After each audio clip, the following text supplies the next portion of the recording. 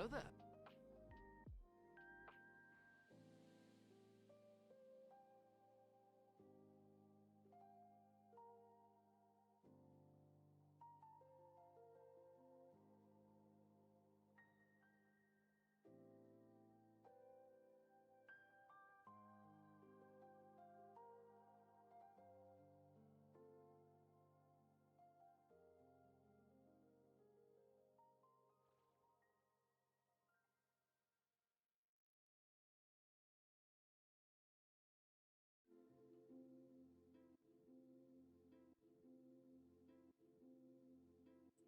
You're a feisty little one.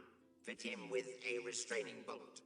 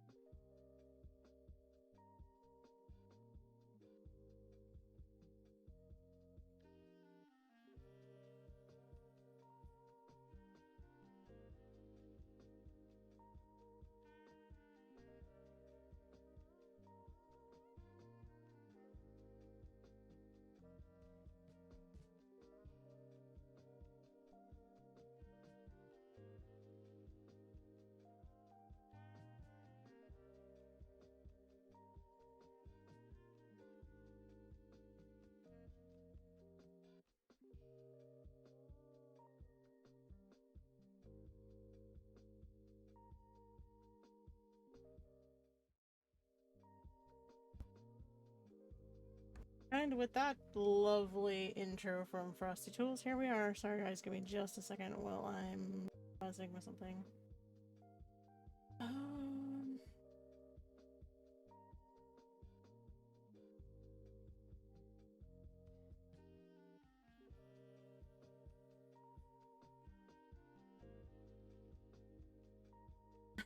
Yeah, that was pretty crazy.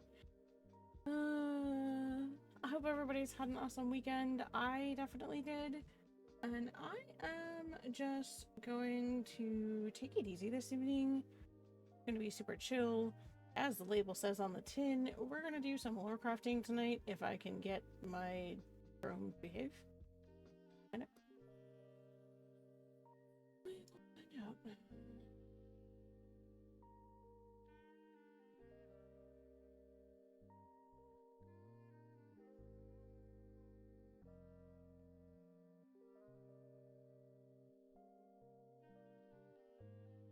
There we go.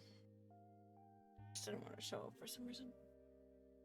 Yeah, Frosted Tools is in rare form this evening. Alrighty. Okay. Yeah, so we're just gonna have a super chill evening today. I was gonna write some, but I've been kind of plugging along on chapters for a while. Oh, I shouldn't.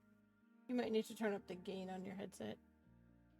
I haven't changed my mic or anything like that, so maybe it might be your headset. I'm gonna pull this over here. I haven't decided what I want to work on this evening. There's a lot. Age out, if you're here, you might get a kick out of this one.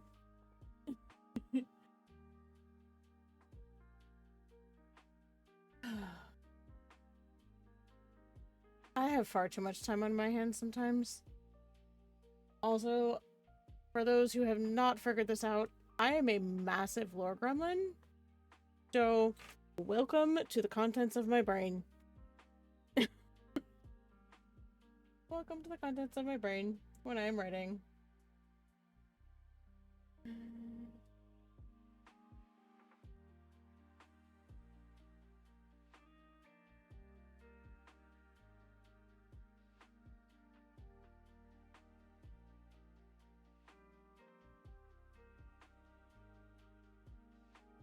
Probably not gonna work. But yes, this is the contents of my brain. For those who have been around a little bit, you may remember that I had started working on a rework of Steps into the Past because that is the more, well, I should say the next major story that we're going to be reading on stream. There's a couple of, there's a smaller one after, oh my goodness. There's a little short kind of one-shot that happens right after A Warrior's Heart. There we go. I can't think. Which that's basically done. I just need to do some polishing on that. So the next major story that we're going to be reading is Steps into the Past. So I have been doing some major updating on that one to kind of bring it in line with everything else that I've been working on. And in the process of doing that, I turned into well, I guess way before that, but definitely here with this story in particular, I have turned into a massive lore gremlin. Okay. And I say that without shame. I have been coming up with military protocols, Katani culture and traditions. They have a language. It's not fully developed, of course, but so there's a lot going on. So if Age Out, if you're around, you will probably find this quite interesting, given your background. Wraith, you may want to try turning up the gain on your headset or on your computer. I have not changed the volume on my mic at all, so I don't know what to tell you, bud. Alright, so I'm just gonna look at this real quick. yeah, I am not ashamed by the amount of detail going into this stuff. Crazy.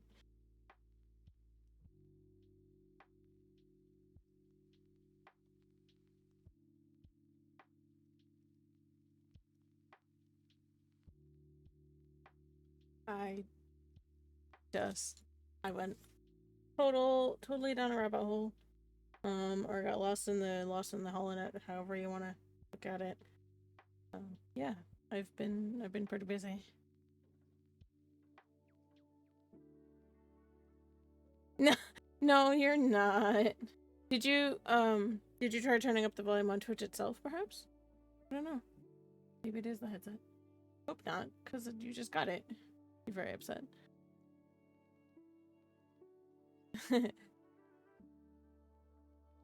Oops. There we go. Run it the right way.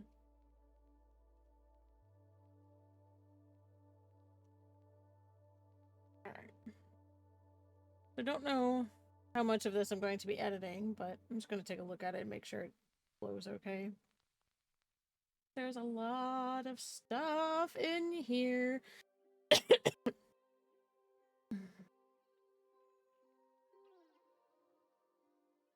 Lots of stuff in here.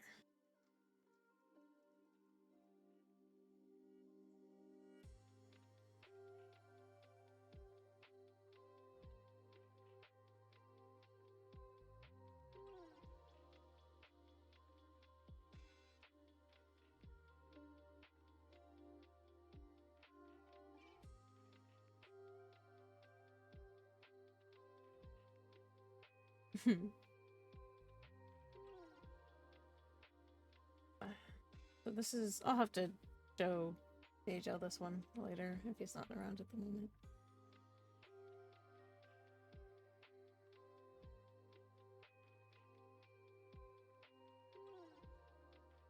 There's a lot going on in here.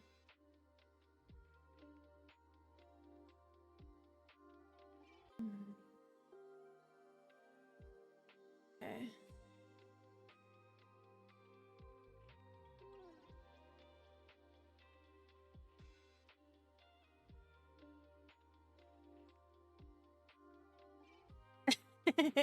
I can get you the link for that. Give me a second. You'll probably get a kick out of it.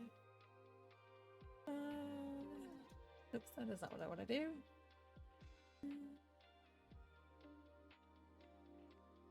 Yeah, I don't know if you can see the sidebar over here, the tabs. It's kind of crazy. But that is something that yes, that is something that I've actually been developing, well, really since I started with the rework on Steps into the Past, but it kind of figures into some of the other stories as well. The difficulty that I'm having right now actually is pulling references from the other stories. That's the really challenging part.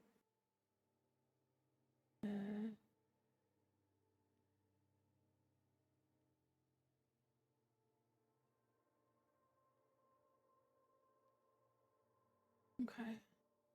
Me just one. Where was I? Oh, here we go. I was trying to find you, Aja. There we go.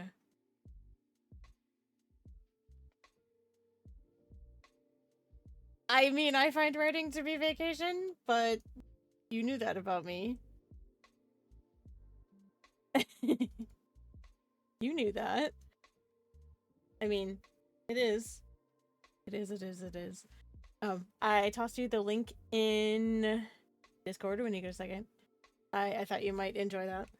So that's something, like I said, that I've been building since I started the rework on Steps into the Past. So that's been,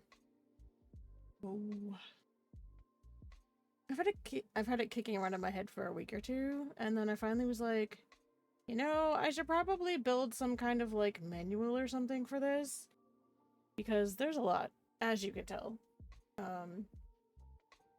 Having it set up this way in a Google Doc doesn't really give you a scope on how big it actually is. but it's a lot. But it's something that as I was working through the chapters and kind of really thinking about the scope of that particular story, I realized that they needed a way to communicate that didn't necessarily require speaking. So there's the manual vel code, which is hand signs, you know, tactical hand signs, that kind of thing. And then there's the haptic pulse code, which is essentially Morse code. It's a tactile system that they can do via pulse code, and it's embedded in their gloves. They can feel it. So it's like a fancy version of Morse code. So just been having a little fun with that and trying to figure out ways to have to so that they can communicate without having to speak if if it's not safe for them to do so, but not just totally rip off something that already exists. I was trying to really have it be something that kind of gives it a kind of in-universe flavor.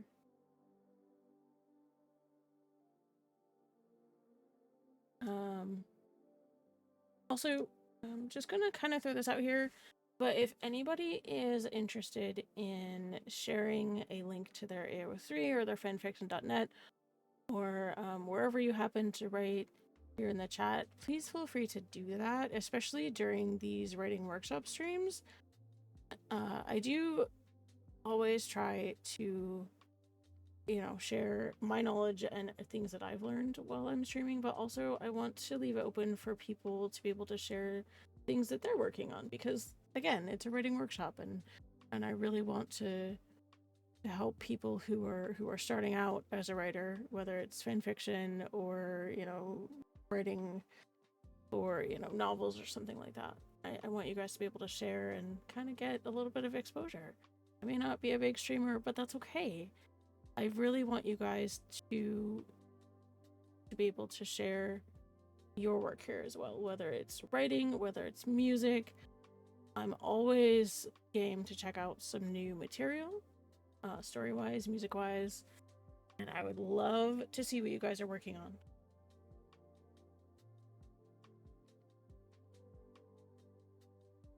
And I know normally with the writing workshops, I do tend to work on a lot of my own stuff, which is kind of what we're doing now. I'm taking a little bit of a break from actual writing to kind of take you guys into the archives a little bit to see what's going on in my head.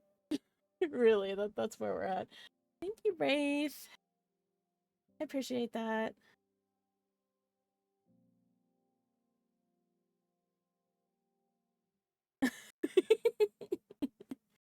And thank you, Saribot, for the Swift Banhammer.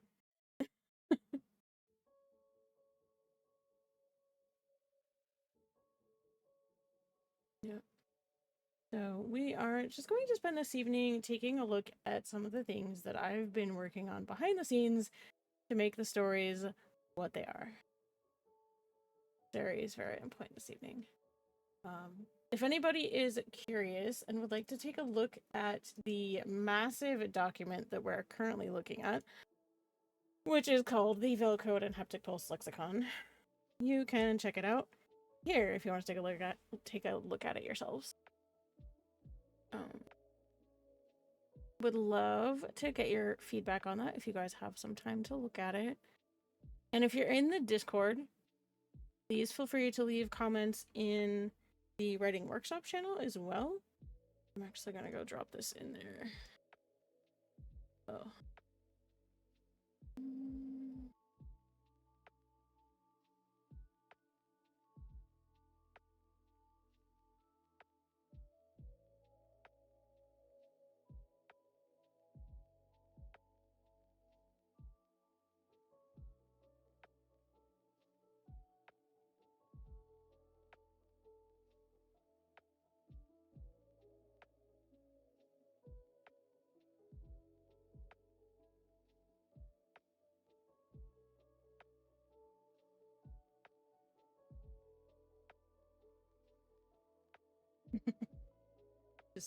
I'm posting that over in the writing workshop channel for anybody, so that you can always find it later after we're off stream. That's just one, like I said, one of many things that I have been working on over the last, I'd say, at least the last couple of weeks, as I've been working on Substance of the Past. It may have been up to 3. It's really hard for me to keep track, honestly, because I get so in the zone, but I have a really kind of distinct vision in my head about the Katani people, like as a people and as a culture, like how, how they do things and kind of how their whole culture is structured. And I know I talked about this previously on a few streams, but it's always felt to me to be very intentional and very protective, and it kind of blends a lot of things for me, like in my head. So Japanese, because they're very formal, they're very polite, Jedi, Mandalorian, and a little sprinkle in of some real stuff as well. Outside of the Japanese, there's little bits here and there, like on the morning practices and that kind of stuff. So this is a really massive document that we're looking at right now, called the Veil Code and Haptic Pulse Lexicon. Yes, that's a mouthful. It is a system of manual hand signs, like tactical communication that like the Marines might use. In this case, it's the Katani Marines who would use it. And there's also Haptic Pulse, which, like I said earlier, is a system of short and long pulses. Similar to Morse code, it's done through a system wired into the gloves or their armor. And it's something that they can use if they're in a place where maybe they can't use the Veil Code, the manual Veil Code, or they want to be able to communicate without other people seeing what they're trying to say. It's got multiple uses. So this is just the doctrinal cover page.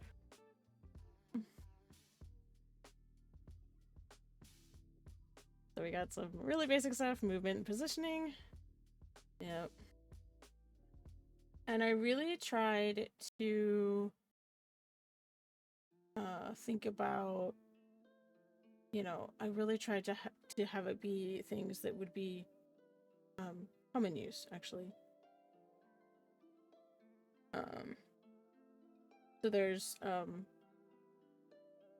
so the I will have to back up and explain some things, because there's some things in here that you won't understand without proper context. So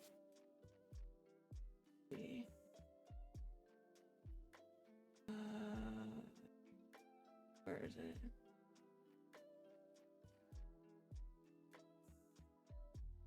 Give me 1 second while I think about it. I think it's this one.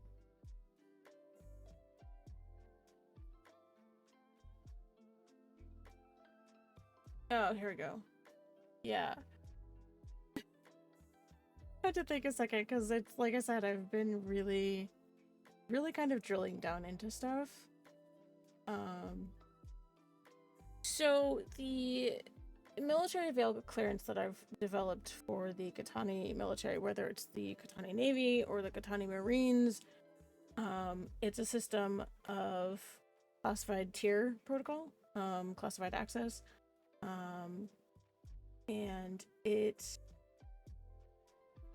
and really operational authority concerning specific people, missions, or technologies deemed essential to the survival of the Katani people as a whole. The Jedi Order that's based on out of Catan, or the integrity of the fleet. Okay. The veil in this case refers to a layer of concealment, whether it be legal, operational, and cultural, drawn over persons or truths too dangerous to expose openly. It's not a rank. It's a trust, silence, and consequence granted only to those capable of carrying burdens that must never be spoken aloud. And then there's a little bit of breakdown here. So it's kind of like I guess you could equate it to top secret level clearances. I'm sure there's I'm sure there's tiers in that too. Um oh, it's just it's something that I really was trying to figure out and kind of give form to for I don't know why I'm saying that. Oh, it's because it's a table. Um, because there's a lot going on in really Marin's entire arc. She's really closely tied to the Katana Marine Corps because of her father. So she has a lot more involvement with them than most normal people probably would. And because of who she is, she's kind of high profile. As you guys may have picked up on, uh, the Death Watch are always trying to get their hands on her for various reasons. So the Veil Protocol was developed kind of with that in mind. It was something that I was really trying to think about, a way that they would use to help her, to protect her a little bit more than she might be otherwise. And it's not necessarily just because of the fact that she's, technically noble, but also because of who her father was, and the fact that because of who her father was, she's a little bit more high profile than she might be otherwise, if that makes sense. So, the Veil Protocol, is something that I developed with that in mind, and it's not. I mean, initially it started out kind of because of her, but it can be applied to kind of anybody if the situation warrants it. So it's just this is what happens when you get inside my head. So it's been really fascinating to kind of drill down into kind of the whole Veil Protocol and like how it functions and why, and like how it applies to her story in particular. Because I didn't, like I said, I wanted a way to show that she does have some protection, but it's not foolproof at all. Things definitely still happen. But her whole arc is really focused on, that fire and that kind of drive to survive that she's had since she was little. It's something that her father Jarius really kind of instilled in her. He taught her how to survive, he taught her how to take care of herself. And then it just kind of grew from there. So her whole arc is about kind of that flame of persistence and of legacy. It's kind of about the flame she carries. That's actually kind of the core story of her arc, which kind of encompasses actually her whole arc. There's a story in her arc called The Flame She Carries. It's it's kind of a one shot, but it really kind of ties together her whole story arc if you really think about it. So I really wanted a way to kind of bind her universe together a little bit with some kind of grounding stuff.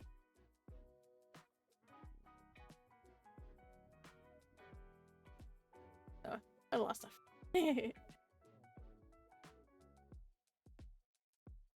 Let's see what else we got.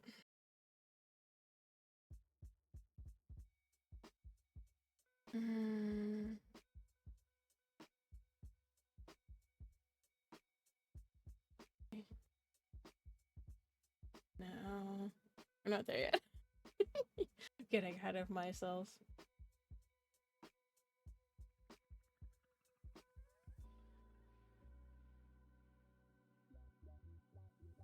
The one we were just looking at.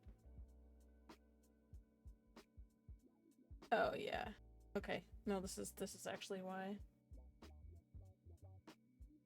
Yeah, so this right here is actually the basis for it, and it's a lot. So it like I said, it kind of started out as this whole as a kind of a top secret thing, but it's also really heavily woven into like their entire culture, like as a people. I think we're about to be in an ad. So I think we're being an ad. So I will be maybe.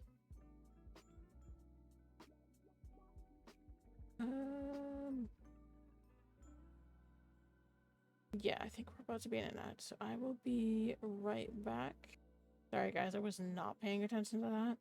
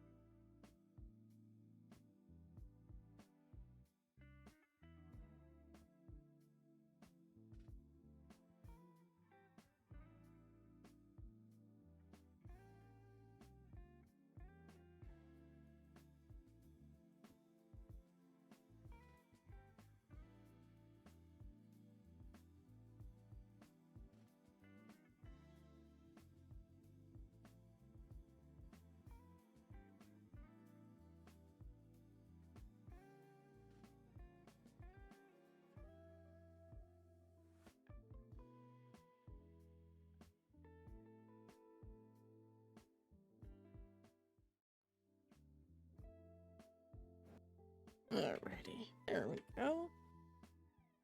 Yeah, I was not paying attention to the I was not paying attention to the ad notification. I'm sorry. I do try really hard not to talk during the ads. So I do apologize if that did occur. It is not intentional, I promise.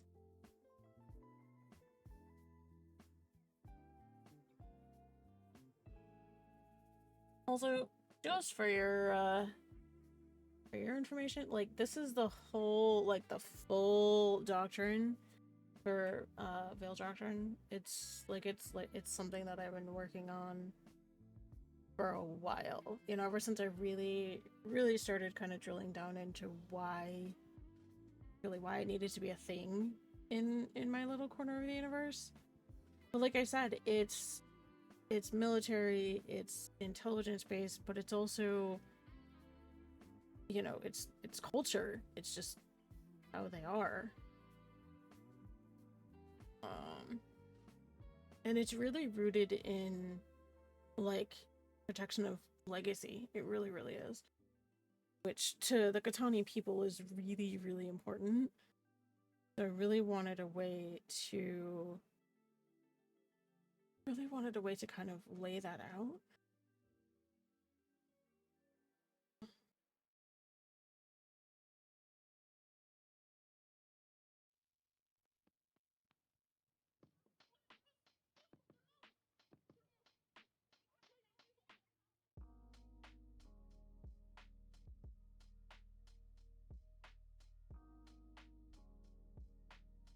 Yeah, yeah, there's...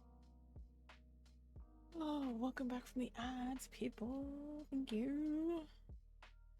Oh my goodness. Sorry. This whole... This whole doctrine in and of itself is just like... It's, yeah, it's 15 pages. Just FYI. It's a lot.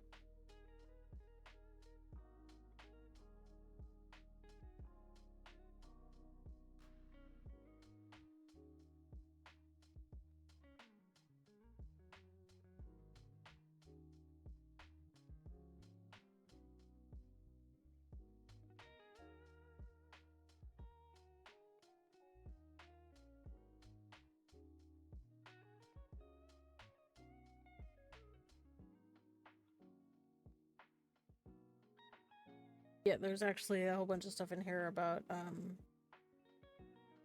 memorials and rights and things like that. So there's a lot in here.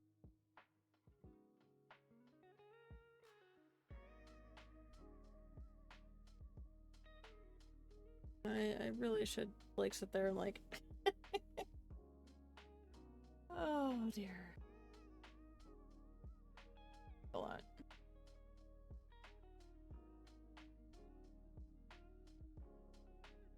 Pages.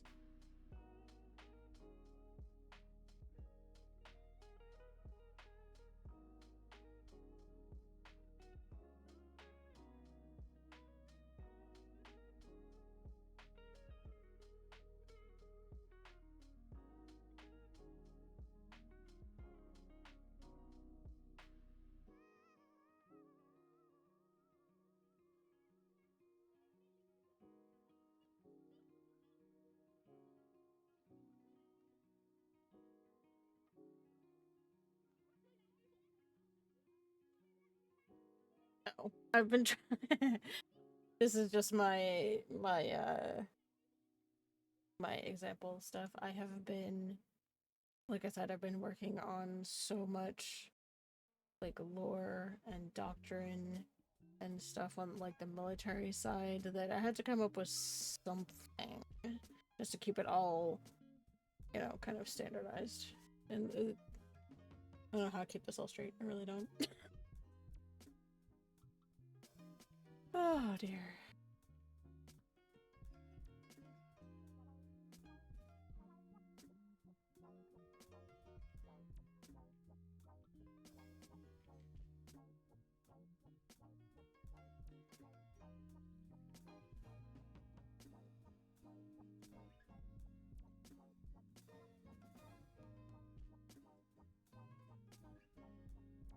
Something.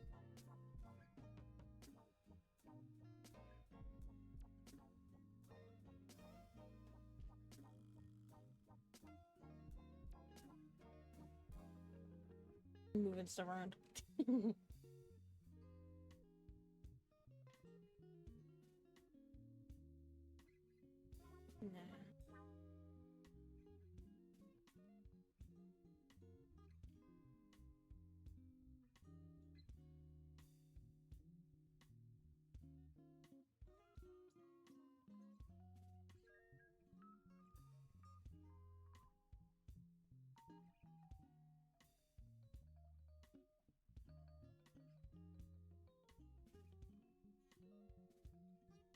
No, this is just a cross-reference table because I had so much going on.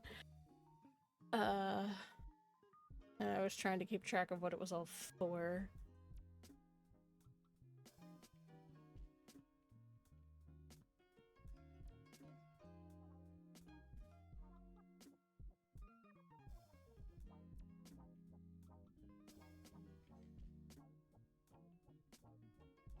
Maybe I do have a little bit too much time on my hands. I don't know.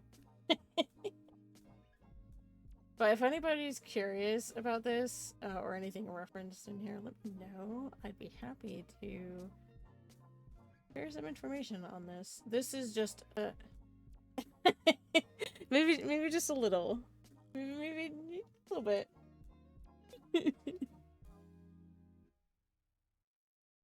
So this is in reference to like the different directives and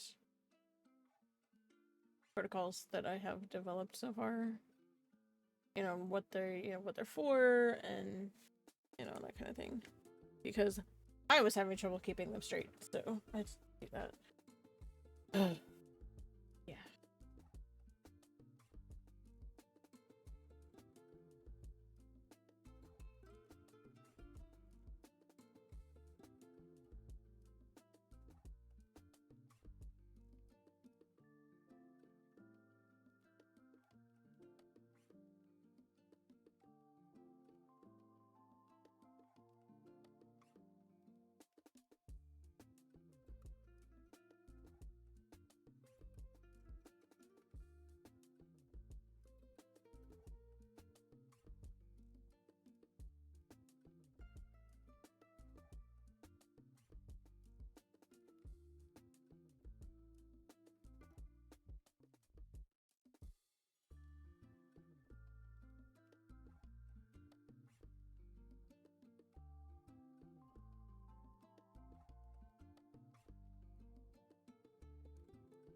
Yes, and I have actually come up with maybe not like a full language, but specific words. Yeah.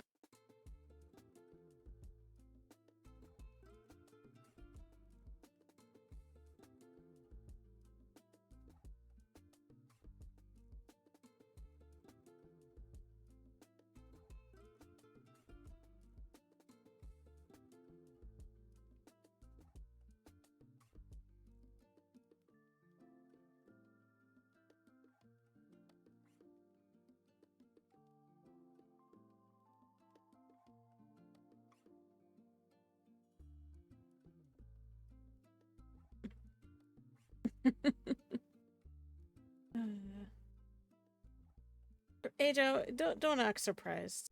Okay, you knew I was a lore gremlin. Okay, how long have you known me? You've known I was a lore gremlin a lot. Don't act surprised. Do not act surprised, because that is not news.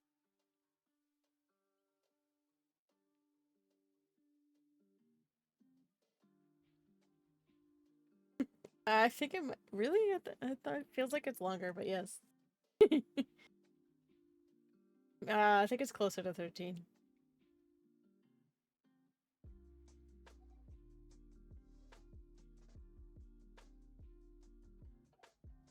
Been a while.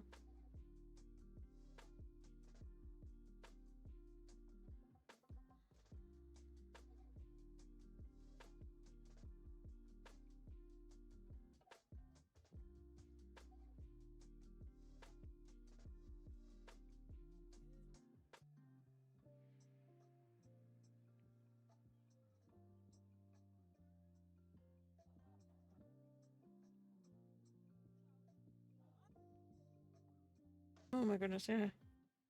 I think, if memory serves, I think you were one of the first people I ever played Star Wars, like ages and ages ago. Oh goodness. That makes me feel old. uh...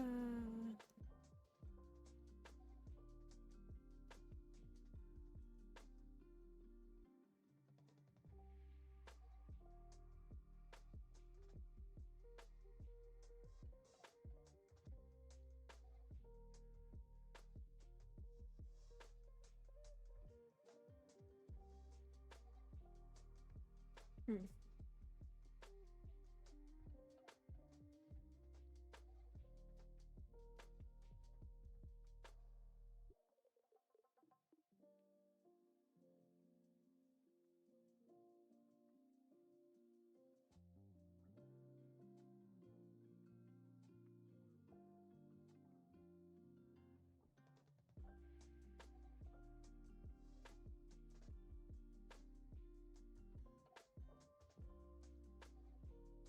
Yeah.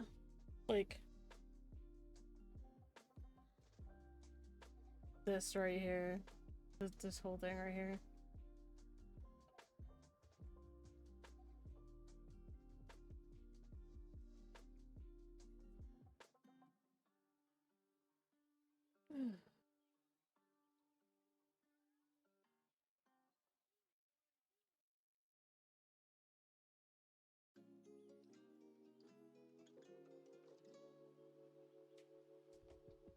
Oh, let me go find that for you. Let me go find that for you. Oh, where are they? Ah! Here we are. Thank you, actually. I was just thinking about that. So... yeah. As I said, I have been slowly developing vocabulary for this. And, you actually... well... not in this case, no. That particular phrase relates to... oh, what is it? To honor the departed, yes. Yes. To honor the departed, which is the story that comes right after Train Your Daughter. So no, it's not Velox. It's not Velox. You're fine.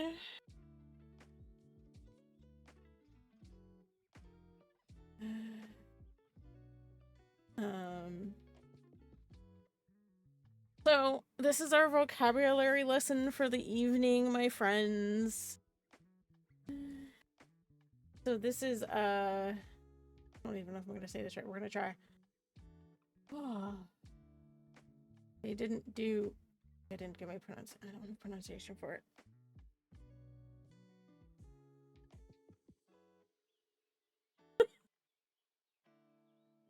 That's a good point. So this particular phrase is actually, it's a direct pull from a scene kind of in the middle of To Honor the Departed, which is the story where Marin has come back to Tanagas after her father was killed on Galan, and she's in mourning. She spends a full week in mourning, and then she goes back to Catan, and she spends like 3 weeks over at another martial school, training and just kind of like recentering herself. That's the easiest way for me to describe it. And near the end of the story, she is summoned to court, to the Katani court. For those who haven't figured this out already, Catan is ruled by a monarch. So they have a king. And so she's summoned to court, and she is honored as someone who has survived great loss. She is honored, and she is named Lady Durza.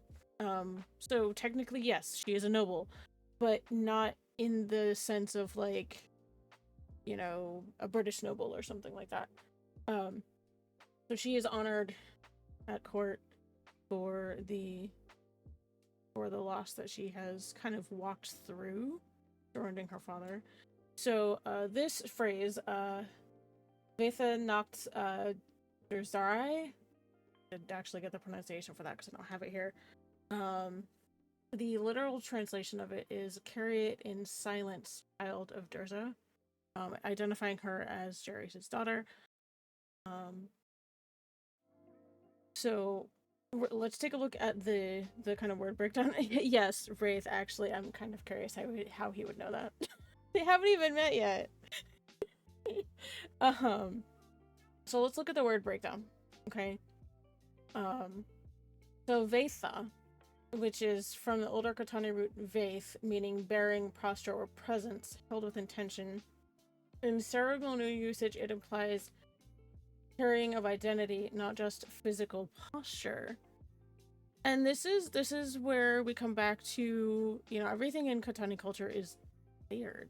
It's all about legacy. It's all about how you carry and present yourself. It's all about that. And Nacht, which is if you might be able to kind of get the kind of inferred meaning because it's similar to the German word for night. But Nacht, N-A-H-T, means silence, but it's more than the absence of sound. It's a disciplined quiet, grace under pressure, or restraint when words would weaken truth. So Vetha Nacht thus becomes a sacred phrase meaning the bearing of silence or the posture of quiet legacy when you kind of put it all together. And Durzarai, which is a compound title form, Durza being her father's name, but also his house and his burden. The re suffix used for heirs, bearers, or guardians of a legacy, not always by blood, but by vow or path, which would be Marin's case because she's adopted. So Durzarai doesn't mean daughter of Durza in a literal sense. It means the one who carries the name of Durza, or even more so, the one who bears what Durza left behind. So let's just sit with that for a minute. Yeah, let's sit with that for a minute. And a lot of this is kind of coming about because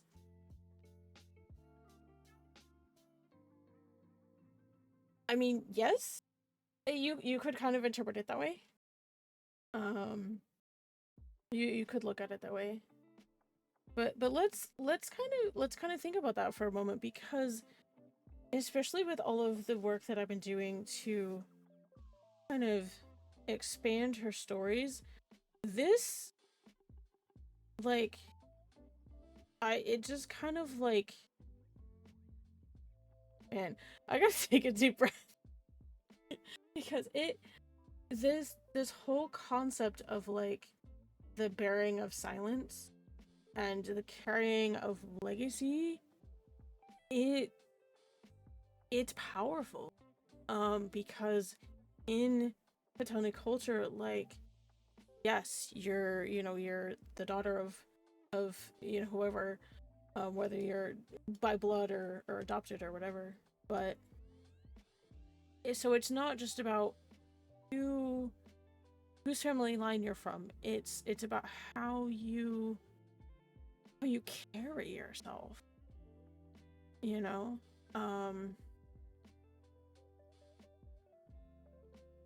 So yeah. But yes, I think you're actually onto something there. So if you want to give it some full context, it would mean, yes, very much so. I think you're right on point with that. It's not something that she's just kind of being handed. This recognition of this type in Katani culture isn't just given. It's earned. And that's like the key foundational thing with a lot of the lore that I'm building with the Katana culture, like especially around this, like the recognition that she receives in Town of the Departed, it's earned. Like it's a recognition of the things that she's survived, honestly. Her father's essentially murder, and the fact that she survived that and she was able to walk through it. She could have been grounded at the Praxium for a month and been not allowed to go anywhere, but instead they decided to send her to the Darha school, which is another martial school on Catan. It's not a Jedi Praxium. It's a martial school that trains people that are going to go into the Katani Marines, and they felt that sending her there would allow her space to kind of find her footing again, as a person, but also within society, like Katani society. And Wraith, you make a really, really good point. This recognition that she gets towards the end of To Honor the Departed, it's earned. It's not something that they just give her. They're acknowledging the things that she experienced and the things that she was able to walk through. So and that's a really, really important distinction.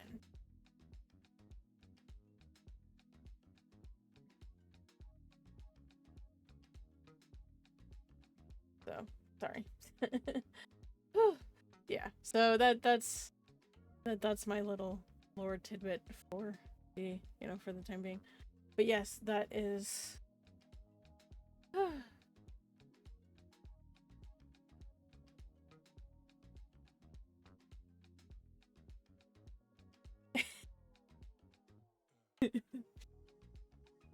We have an ad starting in 4 minutes and 40 seconds, just so you guys are aware.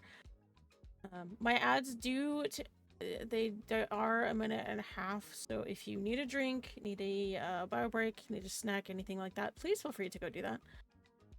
No, actually you didn't. Not really. You didn't really get me off on a tangent. I actually really enjoy talking about the lore. I really do. And it's the interesting challenge for me is to be able to talk about it in a way that makes sense, because for me, like, it makes sense in my head because I'm creating the stuff, but for you guys, you don't really have the context. So I'm really trying to kind of put this stuff together in a way that makes sense. I'm actually gonna go put that in. Really go put that in. Yeah. I should go put that in language. There we go. Yep. Sorry, I'm still figuring out where stuff goes.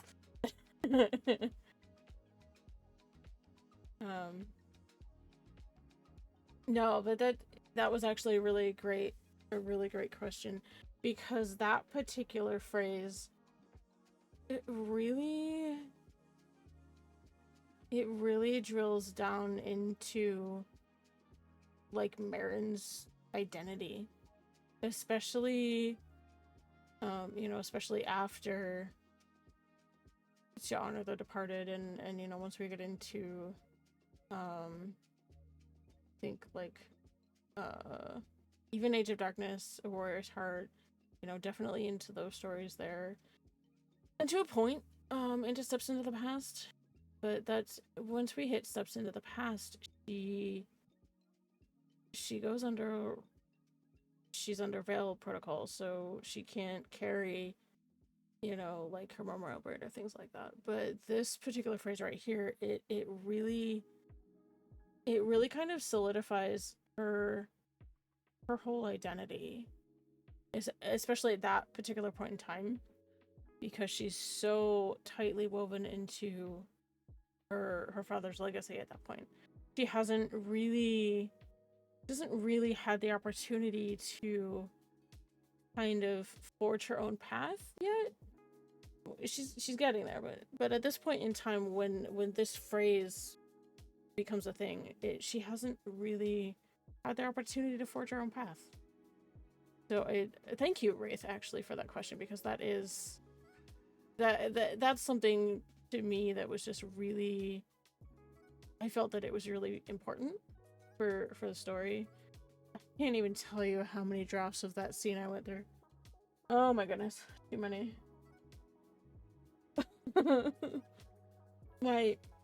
my struggle here when I'm reworking the scenes, whether it's more some of the more recent stories, or if I've been going back and working on her her very first stories, the challenge for me is to keep the core of the scene and the weight of the scene, and things that are happening in the scene, without losing all of the extra nuance. Because I think, especially with the way that the Katani culture is kind of structured and written, that nuance is really important. So it's taking me some time. It's, oh god. Wait, how long has it been now? 3 months? I don't know. I don't know. It's been a while. It doesn't feel like that long, but it does, if that makes any kind of sense. I have kind of, honestly, yeah, I have kind of lost track of time when it comes to that, because I'm just like, yeah, I go to work and I do my thing and but when it comes to this lore crafting, I have honestly lost track of time. So we're about to be in an ad, so I'm gonna go to BRB, and I will see you guys in a minute and a half.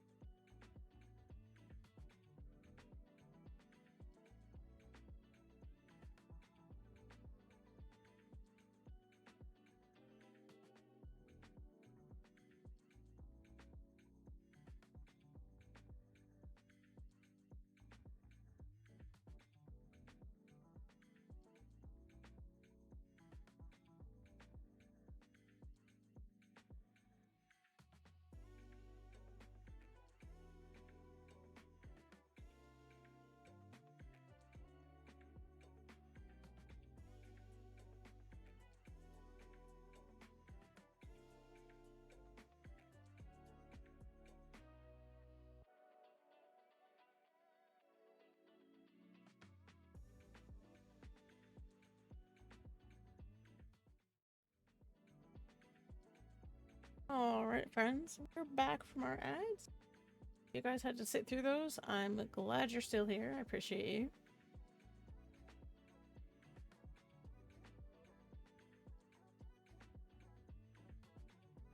Oh, so we were talking about that. That phrase that you asked about, Wraith. I just found the connecting bit.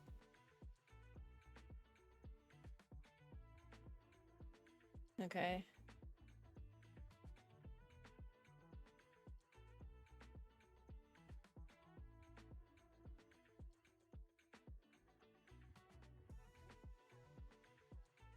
So I'd been really thinking about, you know, especially in the original version of Age of Darkness and Warrior's Heart, Marin was really hesitant to accept the title. Like she was like, "That's not me. I'm nobody special." um, but so I had to sit down and I had to think about it because it's totally a thing. And then this is why. So for Marin, yeah, she hesitates to accept it from anyone. She hesitates to accept it from Aaron, who's the colony administrator in Age of Darkness and even later, because it doesn't feel earned. Ethan occasionally will use it to get her attention, like after her knighting. His way of acknowledging what she has earned. It also makes perfect sense that Duran questions it in a warrior's heart in his request to learn more of the culture, even amidst what he's training Marin for. I don't think she really fully accepts it until after the flame she carries. Yeah.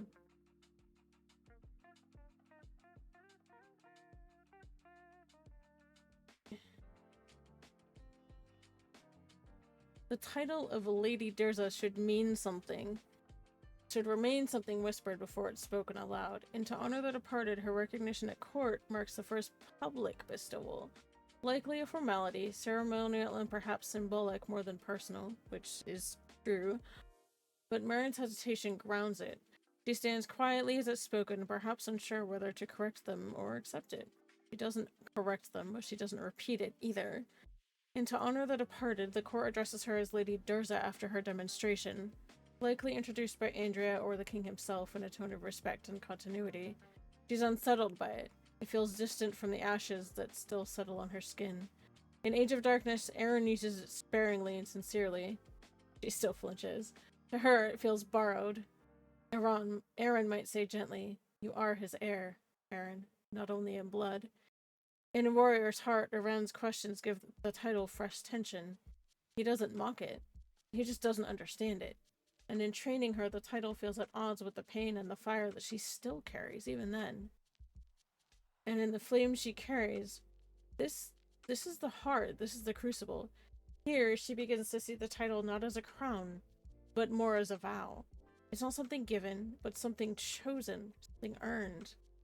And after that, when someone says it, she doesn't flinch. And steps into the past at her funeral on Tanagas. The title Lady Dirza is spoken with careful formality, likely by Connors or someone reading the memorial declaration. Marin hears it from the safety of the estate. Not her voice that claims it, but it still lingers. And Ethan, always the one to cut through everything, would know when to say it. Not often. Not even for ceremony. Just for when it's needed. And that's typical Ethan. You know, straight to the point. And it really kind of drills down into Marin's whole arc, because it's not who she thinks she is. You know, some people, I mean, I have even on occasion felt that maybe I'm moving her arc too fast, but honestly, her arc is totally a slow burn. She doesn't claim the title. She earns it, you know, not by just who she is, but what she's been through. In this version of To Honor the Departed, and by extension, her whole arc, it doesn't rush toward knighthood or vengeance or even titles. It pauses. It lingers. It gives space for grief, memory, and the slow rediscovery of self. In the original version, Marin's growth may have followed the expected beats: loss, strength, recognition, ascension. But this time, we've chosen silence before fire. We've given her a ritual she doesn't understand, a ship that doesn't answer, a title that doesn't feel earned, and a weight she refuses to set down, which would be her father's legacy. She doesn't become Lady Dirza because someone says it. She doesn't become Jedi because someone knights her. She doesn't even become herself until the fire and the flame she carries tempers the edges of everything she's lost before then. Okay? This version of her carries not just legacy, but the ache of legacy. That's what makes her arc compelling. And this right here. No, it hasn't burned too quickly. It's smoldering just right. Because her whole arc is about the flame that she carries. And so I was really trying to kind of drill down into what that meant for her. Like, from like an in-universe standpoint, but also from like a story standpoint, because there's a lot going on in her story. There is a lot, and I wanted to make sure that I wasn't rushing it, that I was doing it justice without, you know, skimming over anything or going too fast. I really wanted to give it space to breathe, because I think that her story deserves that.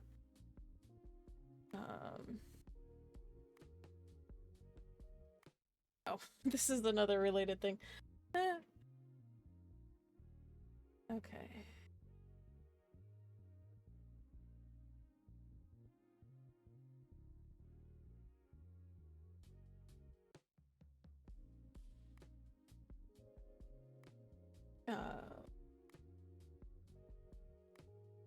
So this is also related to the Vetha Noct Derzare. It's actually pretty much direct tie-in.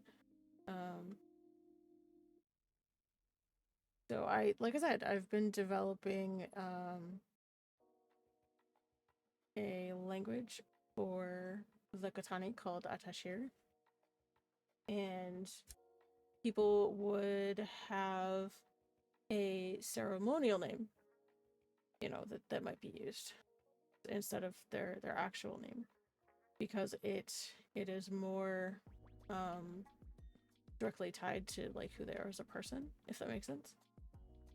So this would be her name used in sacred rites, formal court recognition, or legacy scrolls. It's not a direct phonetic translation, but a compound name formed from key ideograms or logographs representing her essence, her lineage, and her earned identity. Like I said, it's not her actual name. So the literal meaning of her ceremonial name in Basic would be daughter of Jerza, warrior, and child of silence, which ties back to Vethanacht Jerzare. So Veshtaran translates to daughter of the line or bloodline's bloom. Vesh being child or daughter, especially of a noble or honored lineage, and Taran, root or legacy, enduring name, Dirja in this case. And it's often used in court and oathbound names to denote someone of a line not by blood, but by chosen legacy, which is her case. Darius's name would be represented as a glyph of fireforged steel or an enduring stone. The second part of that is going to be Kyrensai? Kyrensai? They don't have a pronunciation here. I need to work on that. Which is warrior of the heart or chosen steel.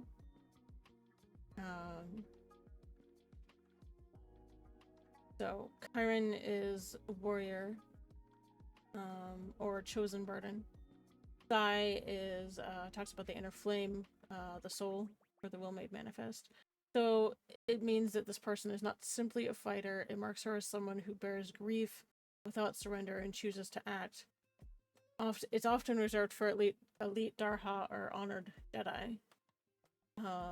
And the third part of that would be Esh Vahal, which is child of silence or one raised in the quiet between. Which it really comes down to, you know, it really drills down into Katani philosophy. In Katani philosophy, silence isn't void, it's not emptiness. It's presence without noise. This phrase, as her ceremonial name, acknowledges Marin's unique origin. A girl trained in observation, raised in the shadow of war, and molded not in power, but in listening. So, just something to think about.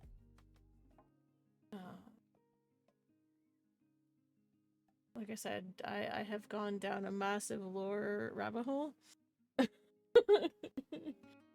Yeah, it's a little crazy. But I'm good with that. That's why I'm a lore gremlin. You know. That is entirely why I'm a lore gremlin. Okay.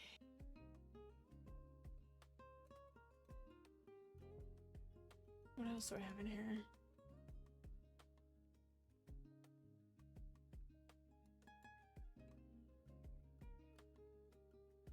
Oh.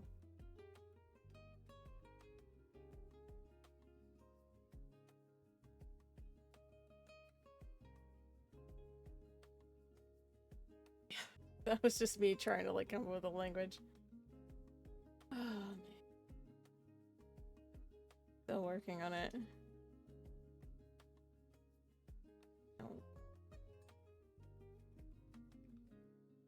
Eh.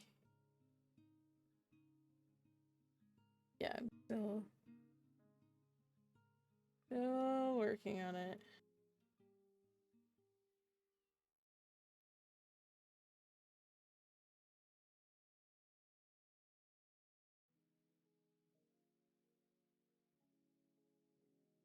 Oh, that. We don't want to look at that yet. I was trying to remember what that was. There's some things in there that are slightly spoilery, so we're not gonna look at that yet. We're not gonna look at that yet.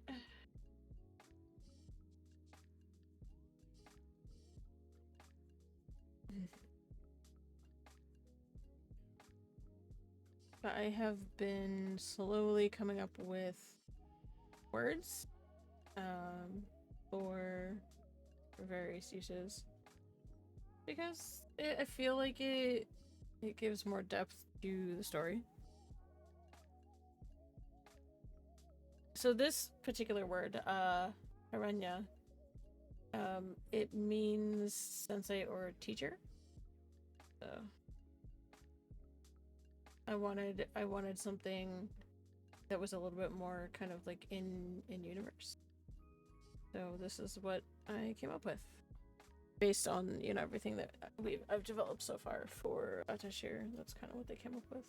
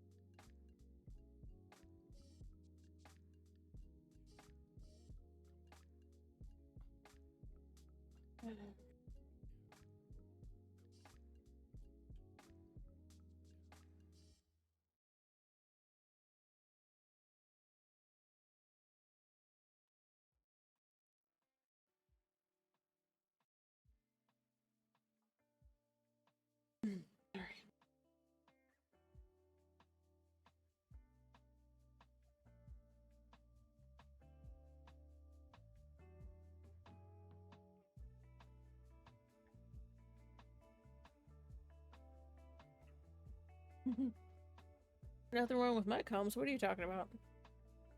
Frosty.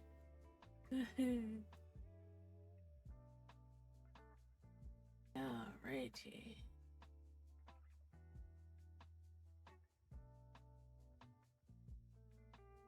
So we are, for anybody who may have wandered in when I wasn't looking, welcome.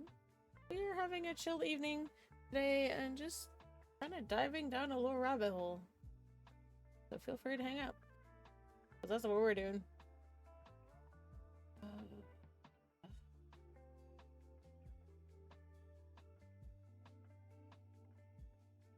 Oh, yeah, there, yeah.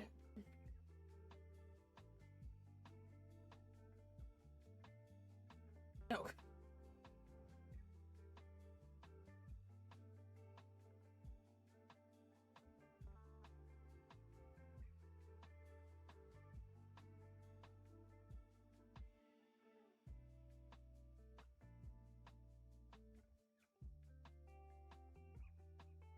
Oh, yes.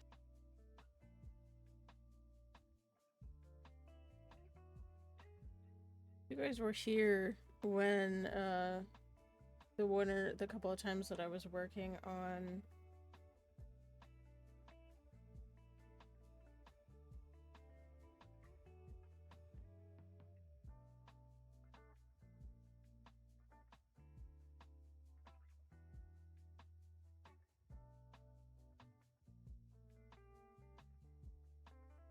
I gotta work on that.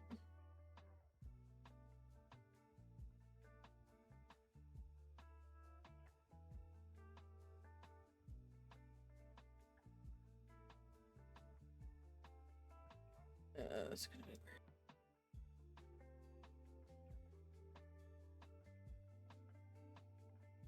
Oh, but like I was saying, for anybody who was here when I was working on To Honor the Departed, the Katani morning practices is actually something that figured really heavily into that whole story. So it's a thing. I gotta do some work on this, so maybe I'll work on this for a little bit. I need to work on this for a little while. Because it needs some work.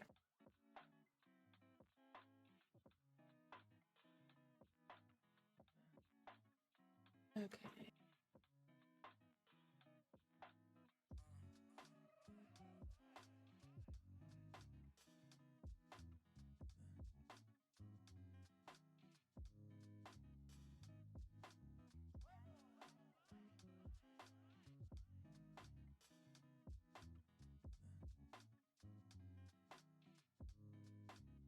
Yeah, so a lot of this is actually focused around like what happened while she was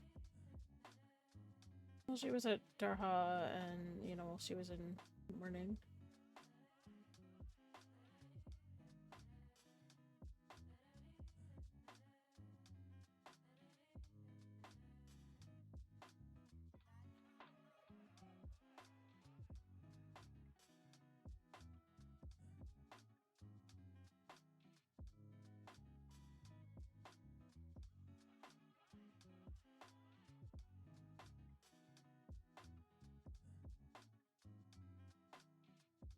Sorry.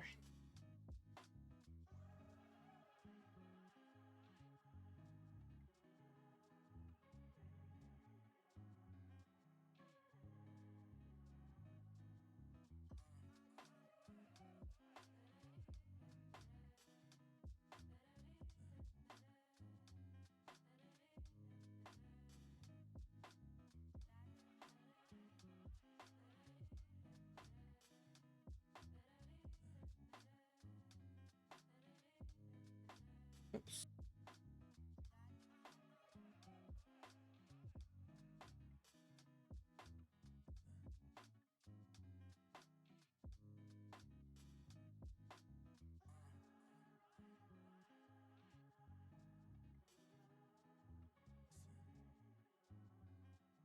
Yeah, I need to work on this for a little bit. Because it needs some help.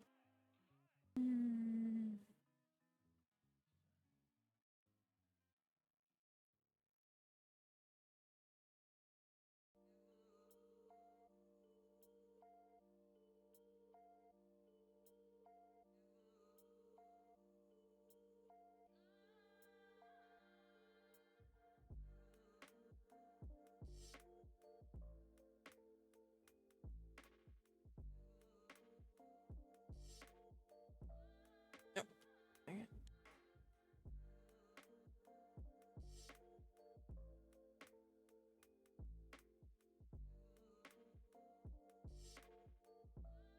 Nope. No.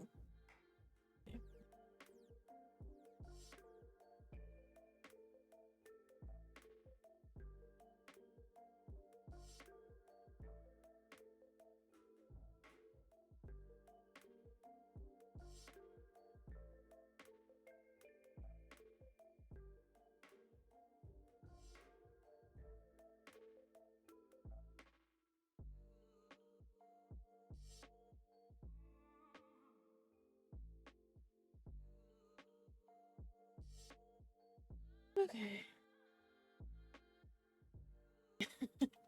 Yeah, so this is yeah, I gotta do some serious work on it because it's all crazy.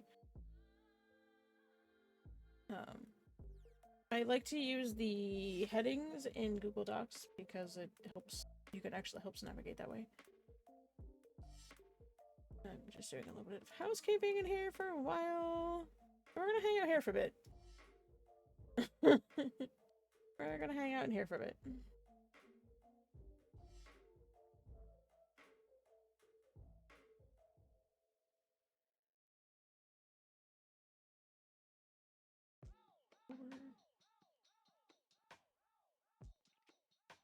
Alrighty.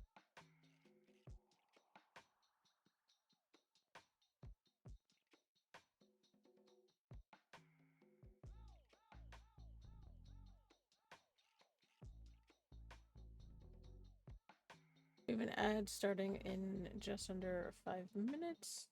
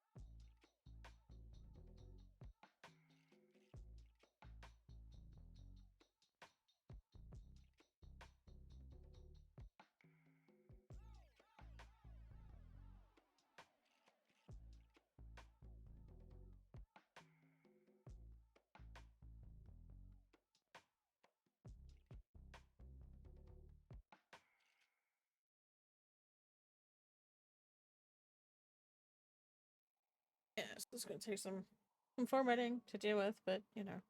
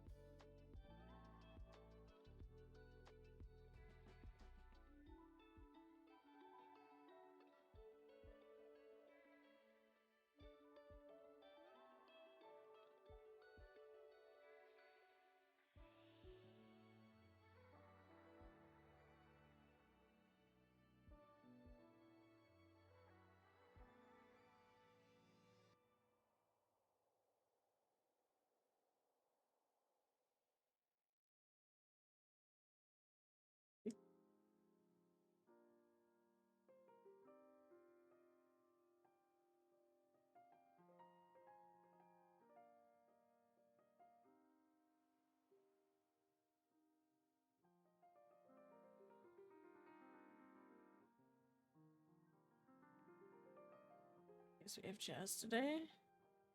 Take that.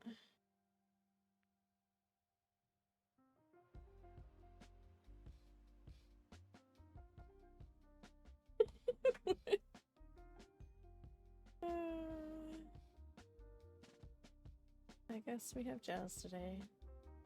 I'm alright with that. I like jazz.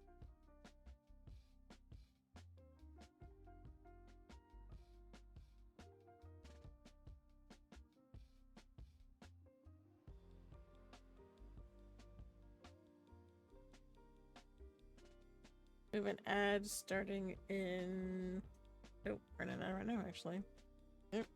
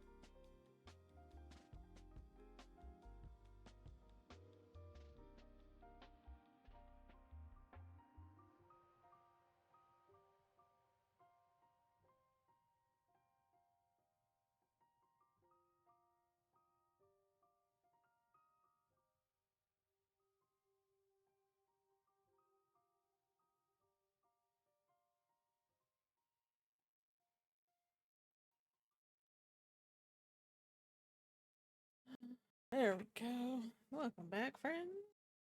I didn't realize that we were in an ad until we were in an ad. Sorry. See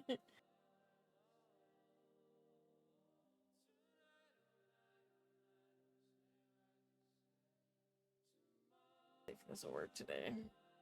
Maybe. Sometimes it doesn't like to.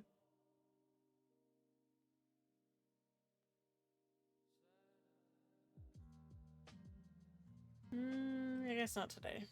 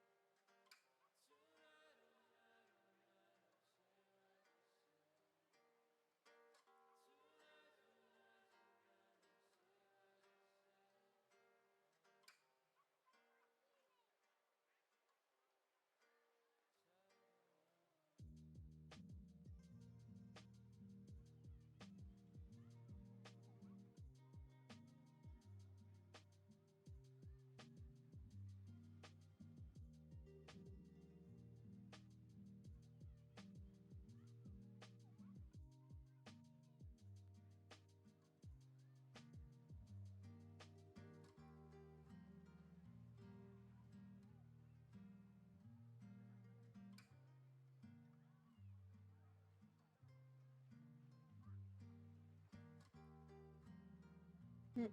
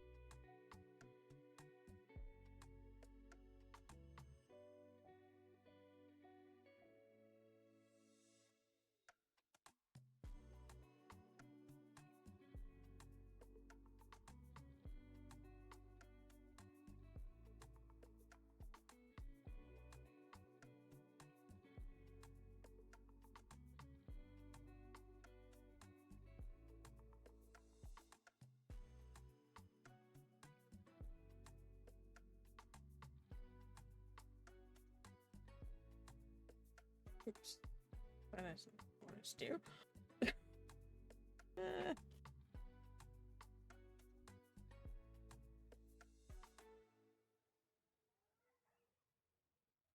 Thing is a thing.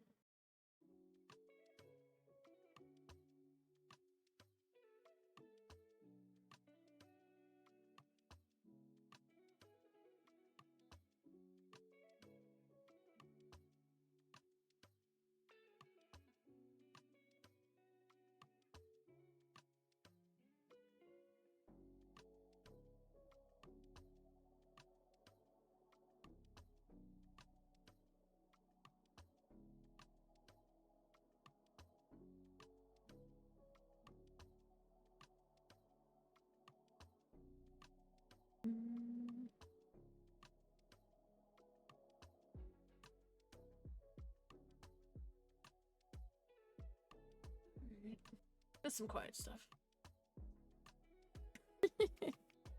Yeah, I had to do some serious housekeeping on that because, for whatever reason, a whole bunch of the text was set as a heading, and I have no idea why, so it should be fixed now.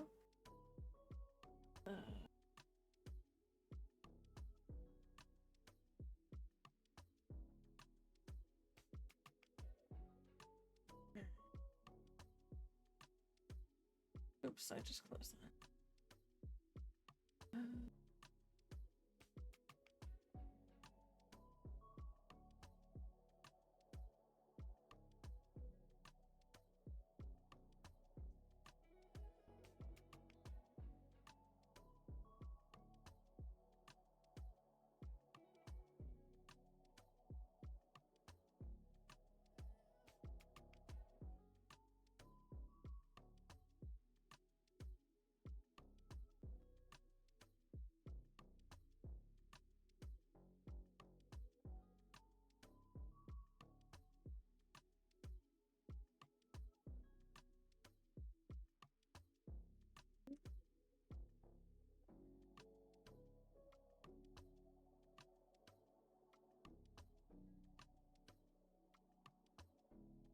Oh. Yeah.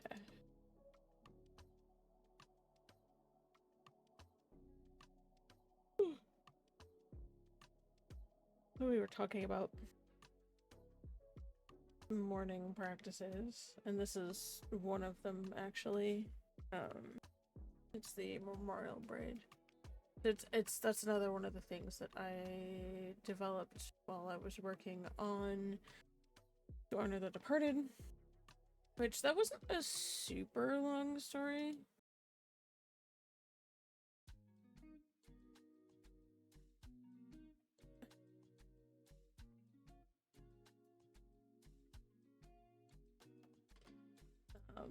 It was only 13 or 14 chapters, but even with that short of a story, I mean, in terms of all the other ones, I mean, because some of her stories are 6 chapters long. Looking at you, train your daughter. Yeah, so in terms of some of her longer stories, such as Train Your Daughter, it's relatively short. But there was a lot of lore and things that kind of really went into that story because I really wanted to give, you know, the fact that she was mourning, I wanted to kind of give that space because it was really important for her to kind of to be able to work through that and to kind of maybe not necessarily come to terms with it, but you know, be okay with it being there, you know, because it's, you know, the fact that her father is no longer there is kind of woven into everything, even as far out as steps into the past.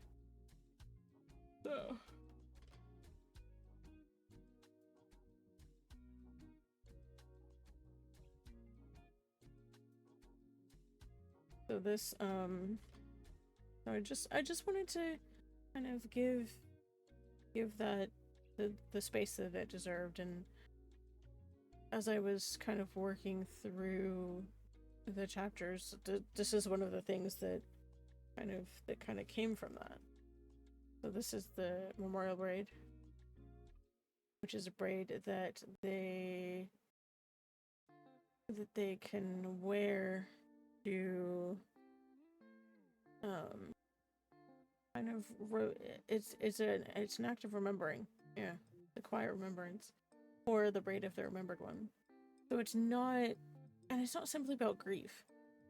It's about grief given form, so remembrance that has been chosen and honored. And it's the Natarin I have to go look at the pronunciation. Natarin Bahalya. There we go. It's not named aloud outside ritual or close family settings. To acknowledge it openly is to acknowledge loss made sacred. It's typically worn over the left shoulder, so here. The side of the heart and the bearing of burden in Katani thought. Among Jedi raised in the Katani tradition, it is not considered a sign of clinging to the past. Instead, it is a gesture of stillness and witness, a symbol of resilience, not retreat. The threads and beads woven into the Vahalia, such as red silk, sacrifice, gray thread, grief, or tokens like scorched steel, are offerings of memory shaped into legacy.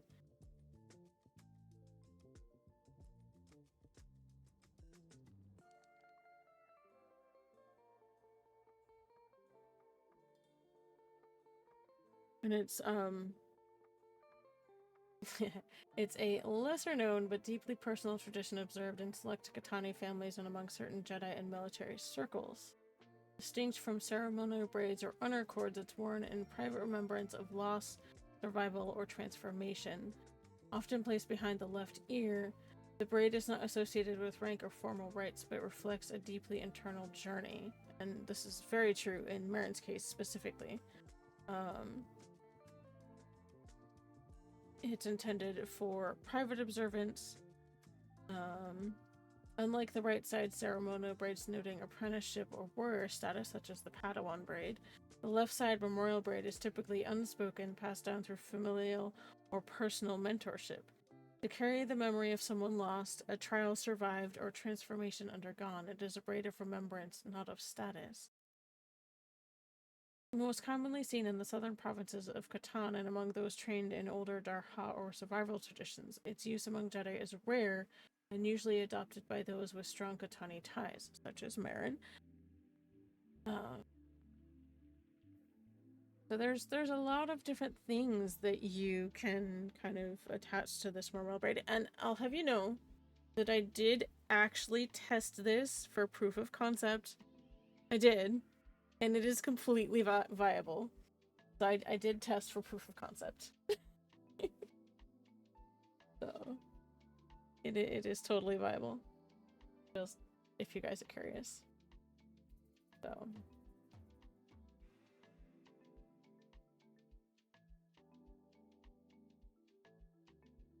Oh my goodness, sorry. Trying to make sure I drink enough water. And so I can see what I'm doing. Okay.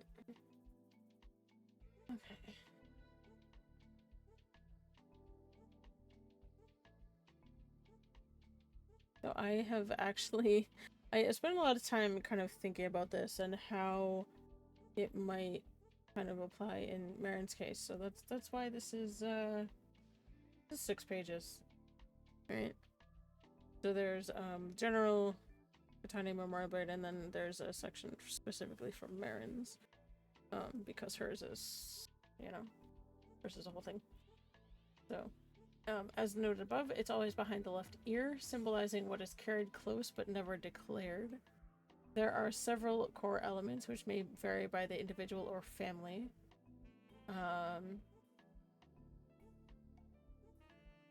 Often there is red thread, which symbolizes legacy, especially of a fallen parent or mentor. Gray thread, grief or mourning, tightly wound to represent held emotion. Durasteel or metal charms, which is often a fragment of a trail marker, part of a weapon, or a family artifact, something once used to endure or survive. Stone or crystal beads, typically unpolished, representing grounding. Basalt is traditional for those who have returned from great hardship. Steel thread represents healing, added by a loved one or mentor when the wearer is ready. There's a whole list of Katani color references. Can be used in threads, beads, and ceremonial materials of other nature. Like I said, there's a whole list right here. It's kind of big. And this actually kind of mirrors some of the established ones for Mandalorian color meaning as well. So there's a few more that I added in here because I wanted to color the beads.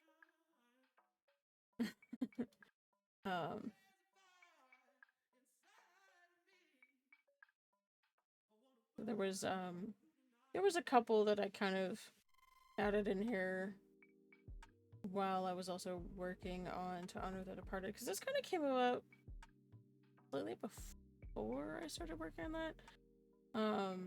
There was a couple of like these two here. The bronze I'm using to symbolize weathered strength, endurance through pain or time, and copper symbolizes earned honor or proven merit, respect claimed, not given.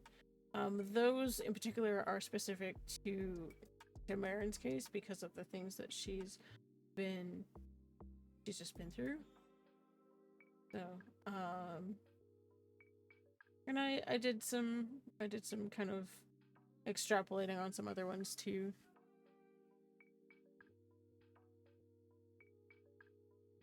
And the braid can also have braided knots, dried flower cords, or other tactile memory tokens. Some feature other beads of culturally significant metals, such as Beskar, which is true in Marin's case.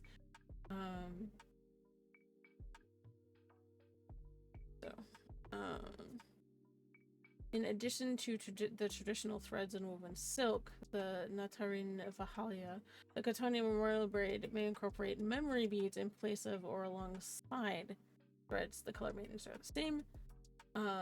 They carry symbolic resonance equal to the thread with tactile and visual permanence that threads may not offer. Beads are typically small and matte, often made of stone, metal, or glass. They may include unpolished lapis, basalt, aged durasteel, or volcanic glass. And like the threads, each bead's color reflects a chosen aspect of grief, remembrance, or endurance. They may be etched, shaped, or worn smooth, reflecting how memory evolves over time. They may be anchored at the top and the bottom of the braid, mirroring ceremonial structure, spaced throughout, woven with threads to indicate turning points or layered memory, grouped intentionally, either symmetrically or as a developing record. And then there's a little bit of information about the different beads as well. Like, what happens if you have more than one bead of the same color? This is what it means. So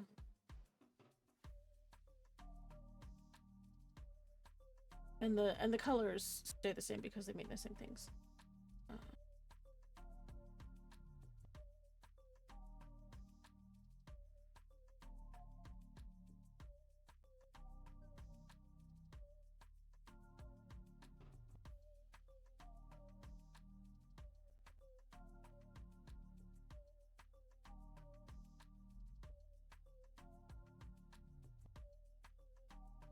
And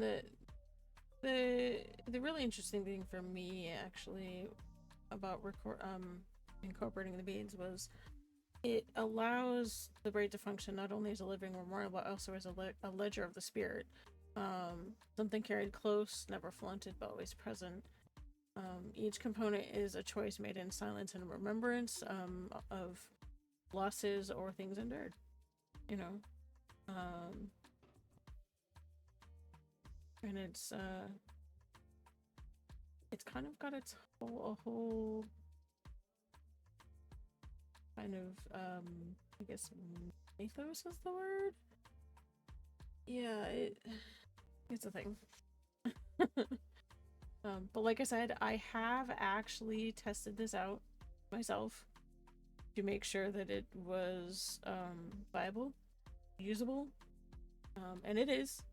It takes a little bit of doing, but it is entirely possible. So yeah, I went around wearing a memorial braid for a while.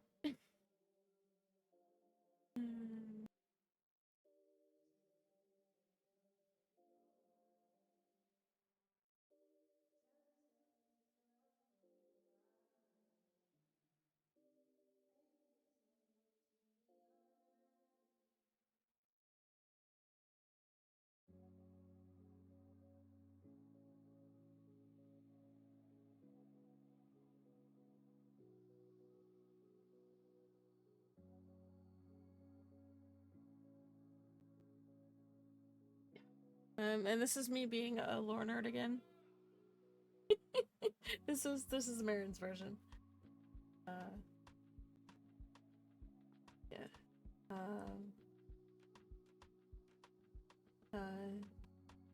Doors are in Alasha.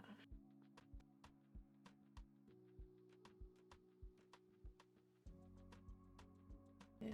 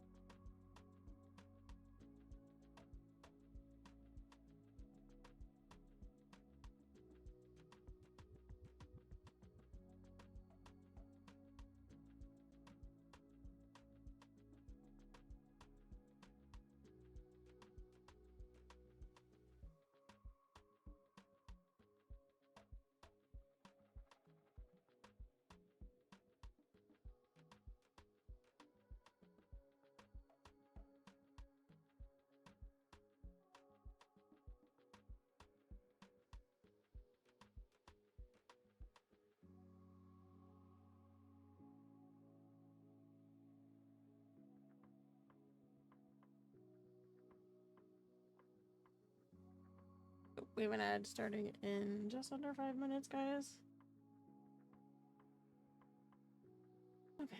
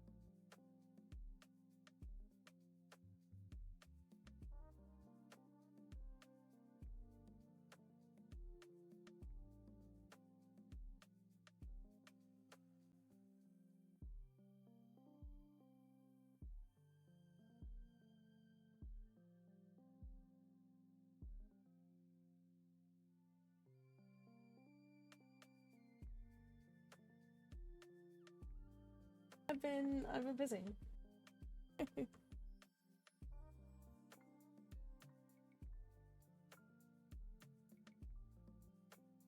But yes, I have actually tested this, and it is something that can be actively worn. And I have actually been turning over the idea of doing a cosplay of her, different than the one that I did for PAX actually. This is going to be a little bit, a lot more elaborate. It's going to take some work. It's going to take some time, but it's definitely something that I'd like to do.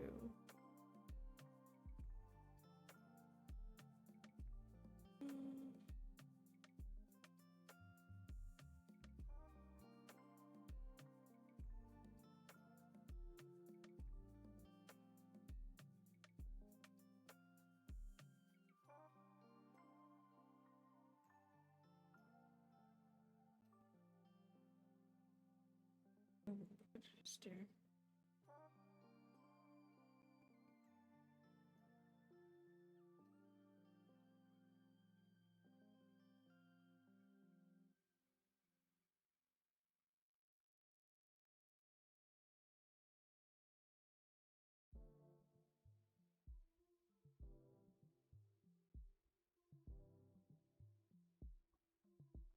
Our ad is going to start in about 1 minute and 10 seconds.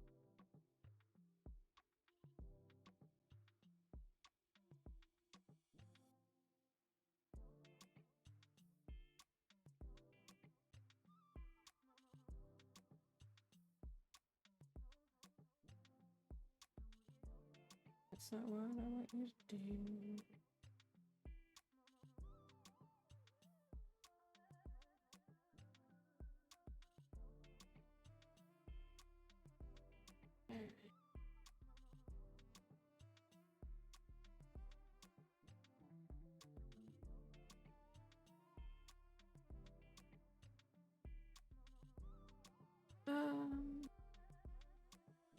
Alright, it's gonna start in like 24 seconds.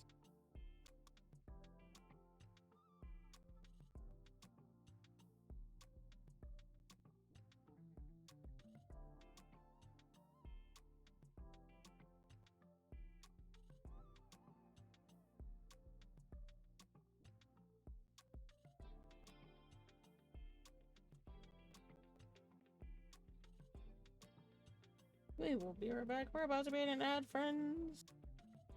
See you in 1.5 minutes.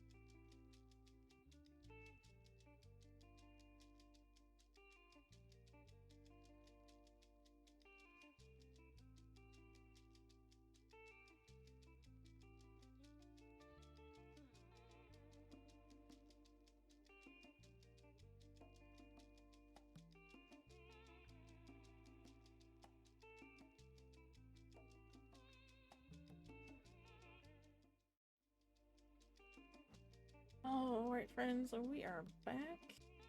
I'm just taking a look at some of the other lore stuff that's going on.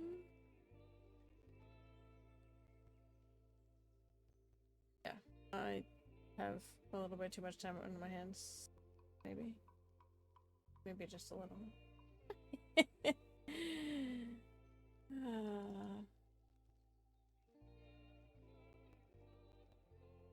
Maybe a little.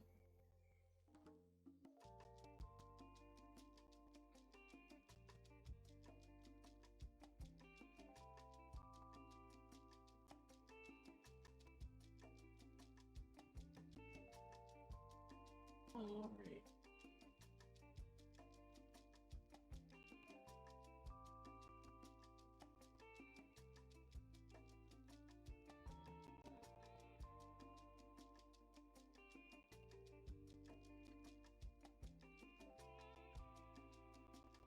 Yeah.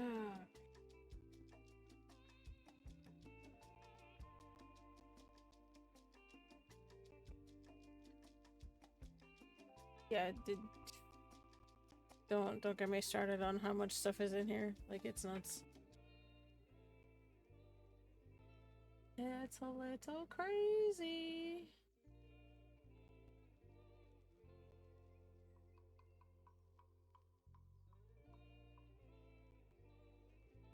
Alright.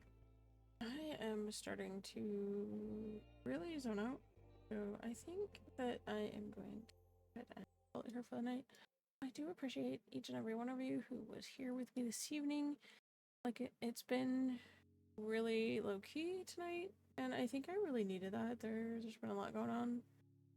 So I just needed to just kind of have a chill night. And the writing workshops are honestly the best time for that because they're really low-key, and we can just hang out, honestly.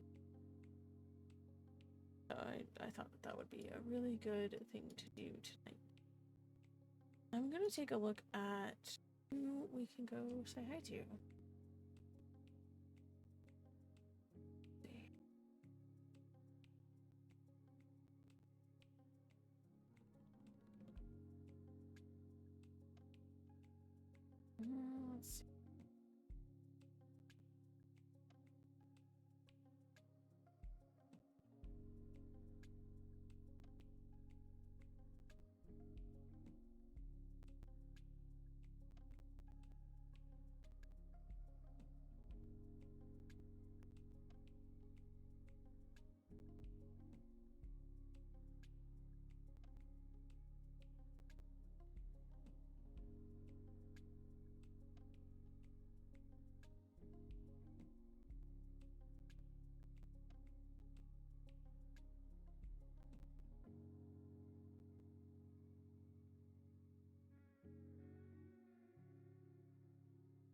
Hmm.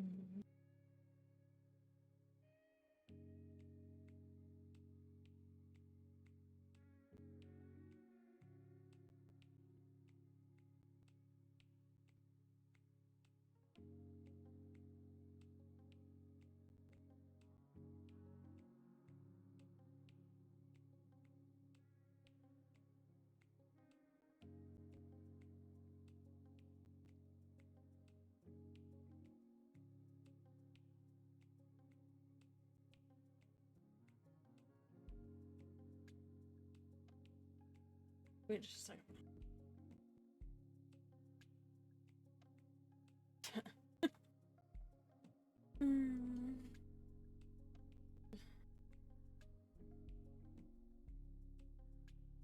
Sorry guys, I am attempting to look for a raid target. I apologize. It's been apparently one of those days.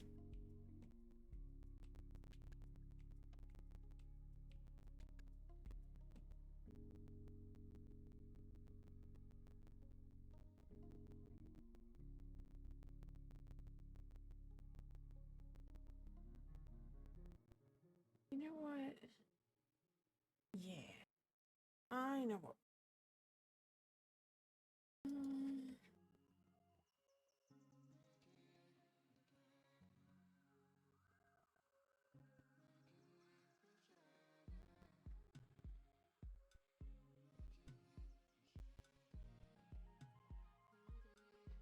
Alright, friends, we are gonna go say hi to a friend of mine called Seda. Like, think of Sega. She plays a lot of games, a lot of different games. And she is fantastic and super chill. She is currently playing something called Mina the Hollower. I've never even heard of it, but it sounds fabulous. So we're gonna go say hi. I haven't rated her in a while. Say hi. Let me get that set up.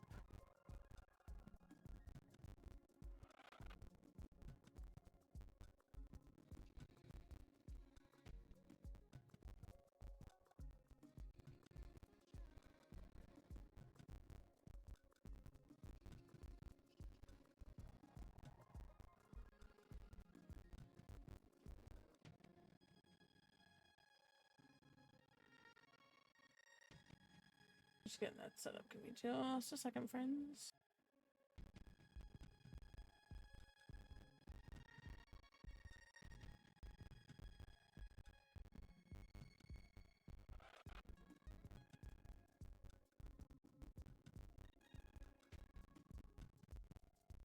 Alrighty, we're gonna go say hi to Zeta.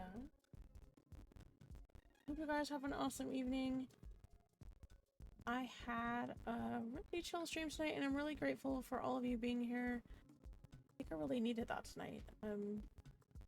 I just really wanted to be able to hang out with you guys and do something that was low-key, but still sort of productive. You know, so I did get some stuff done. But I'm really glad that you all were here, and I hope that you have an awesome start to your week. Make sure that you get lots of rest, drink your water. If you have meds, make sure you take those, please. They're important. And I hope to see you all on Wednesday for my next storytime stream. We will be continuing reading through A Warrior's Heart. I believe we're starting on chapter 23 this week. And we'll see how far we get. Thank you so much, everybody, for being here. Let's go say hi to Seda.